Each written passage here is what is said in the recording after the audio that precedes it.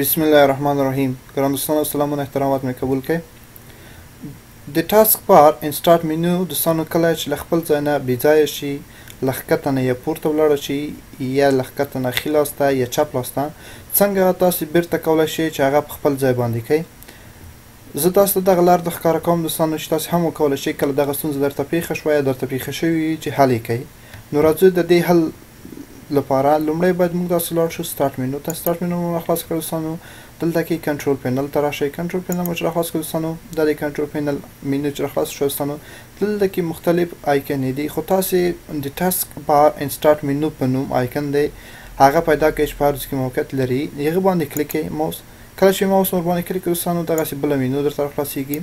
دغه مینیو راخلاصېدو سره دوستانو دلته کې درې نورې مینیو دي، خو دې درو مینیو کې زموږ کار دی ټاسک بار مینیو. د ټاسک بار مینیو کې داسې ښکته راشي دوستانو، دلته کې لیکي ټاسک بار لوکیشن آن سکرین. ټاسک بار موقعیت په شیشه کې یا په ښیښه کې، دلته کې دوستانو ټاپ انتخاب شوی دی. که دغه راخلاص کوئ دلته کې ټاپ انتخاب شوی.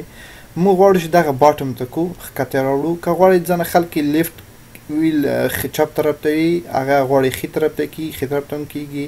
که غواړئ په سر کې پاتې شي مینیو، په سر کې پاتې شي. که غواړئ چې ښکته راوړئ هغه ښکته راوړلی کېږي. خو نارمل د کمپیوټرونو ټاسک بار او سټارټ مینیو په ښکته کې وي، نو موږ ورته ښکته انتخابو باټم چې کله دوستانو انتخاب کړو را به شو اپلای ته. اپلای باندې به ماوس کلیک کړو. ګورئ دوستانو مینیو سمه شوه، دلته تغیرات راغلل. د دې نه وروسته اوکې ووهئ دوستانو.